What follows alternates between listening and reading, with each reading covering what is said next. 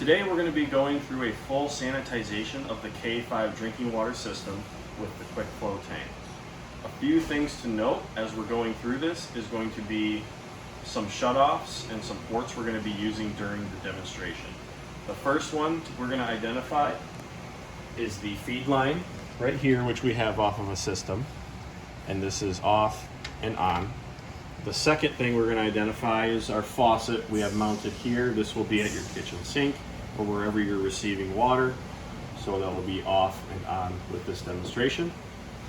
The next thing we're going to identify is the ports on top of the quick flow tank, which we currently have on, and we will identify these based on the yellow and green ports, which will match up and coincide with the yellow and green ports on the back of the K5 system. Another thing we're going to note is that our drain line, we do not have anything attached to this, but this will be attached to your drain at all times. And finally, inside of the system, we are going to be using a 3 cartridge setup with an orange post filter, the green membrane, and we're going to be using a purple city water pre-filter. Another side note, you may have a K5 system that has additional cartridges inside of the system, which may include the silver VOC guard, the brown Mineral Plus cartridge, which will be in the additional auxiliary ports behind or around the other filters in the system. The first step in the sanitization will be to close the inlet valve. Next, we are going to open up the faucet wherever you have at your drinking water location. Additional note, if you have any break-offs from your feed line from the RO system to your faucet, let's say teeing off to a fridge or other faucets within your house, go ahead and shut those valves off, because we want to isolate the entire sanitization within the single line to the closest faucet available. When opening up the faucet and draining down the water, you can have a hose covering the faucet to the sink or a rag, anything to really reduce the splash, because we're going to be draining quite a bit of water. There may be some air in the lines that we're trying to clear out, that kind of stuff that can keep the splash down around the sink. Our next step is going to be switching out the filters with these plugs. You should have 3 plugs to do this whole sanitization, because we are going to be plugging each port at various steps throughout the sanitization. The first step we're going to do is we're going to take the panel off to access the filters. Next, we're going to remove the post filter cartridge. Set that aside. And then you will take one of your plugs and put it into that port. Next step, we're going to open up the feed water to flush the water through the system without the post filter cartridge in place. What we want to do in this step is flush out all of the RO water in the quick flow tank. Once it gets down to a trickle at the faucet, go ahead and close your feed line. At this point, it's recommended to wait about 3 minutes to let everything depressurize in the system, as we don't want to be working with any shots of air when we're changing out the filters and replacing the cartridges. After those 3 minutes, go ahead and close the faucet. The next step is going to require us to remove the top of the K5 module. The next tool we're going to need is going to be a 1/4 inch hex screw nut driver. You can use a flathead as the port on the top allows it, but we prefer to use a 1/4 inch nut driver because it's a much more secure fit around the fitting. What we're going to do is we're going to make an adjustment on the jack screw. Put the screwdriver on there and turn it clockwise and tighten it down. You do not want to over tighten it, as you can crack that plastic, so we'll just go finger tight once we hit the bottom there. After the jack screw's been tightened all the way down, we can go ahead and remove the remaining cartridges. We'll start with the green membrane cartridge and then the purple pre-filter cartridge.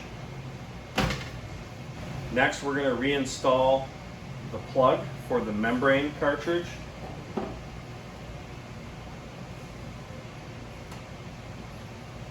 The sanitization liquid we recommend is the SaniSystem packets that we carry in our stores. You're going to use the one that is 0.25 fluid ounces.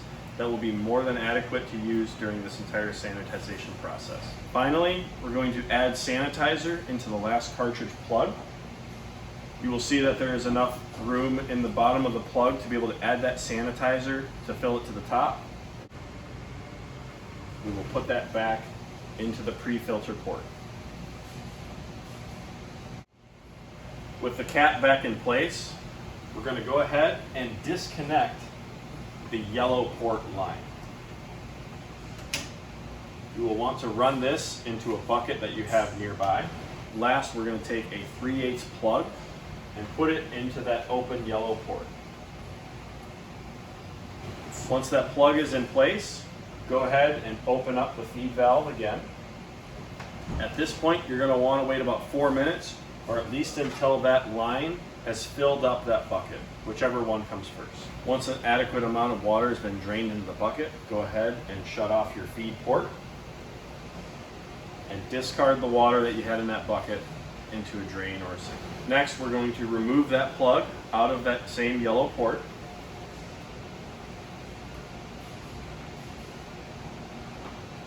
And go ahead and reconnect the line back into the port.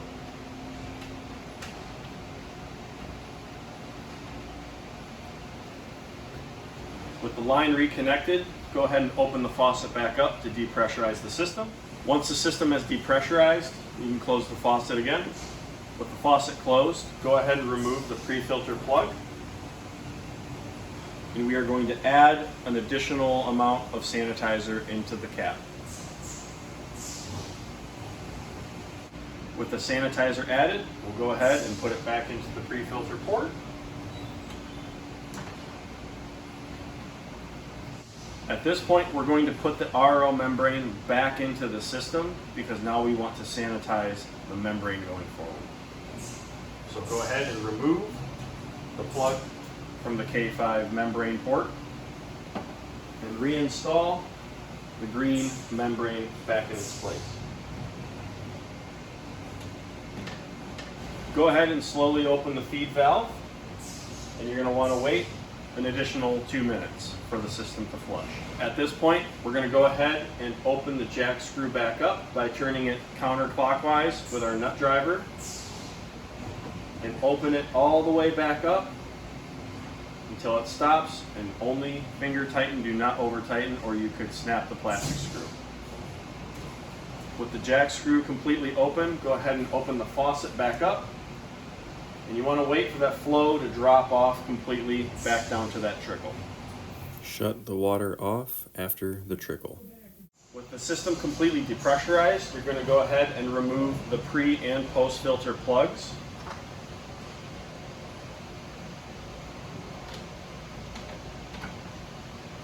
With the plugs removed, go ahead and install your new filter cartridges back into your pre and post filter ports. Starting with the pre-filter.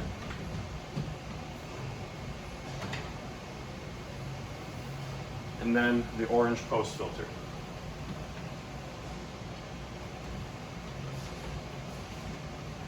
With the cartridges installed, go ahead and open up your feed valve. With the feed valve open, go ahead and let the faucet run until you got a trickle coming out of the end so that it has a full flush all the way through it. Once you see that trickle, go ahead and shut off the faucet. At this point, you want to let the system fully pressurize. It's going to take about 2 to 3 hours to completely fill the quick flow tank. You will be able to, at that point, then flush out an additional tank. You want to do this 3 full times with letting it fill up and then draining it completely back down to make sure we have pushed all of that sanitizer completely out of the system. After those final 3 flushes, you can go ahead and start resuming using your K5 RO drinking water system.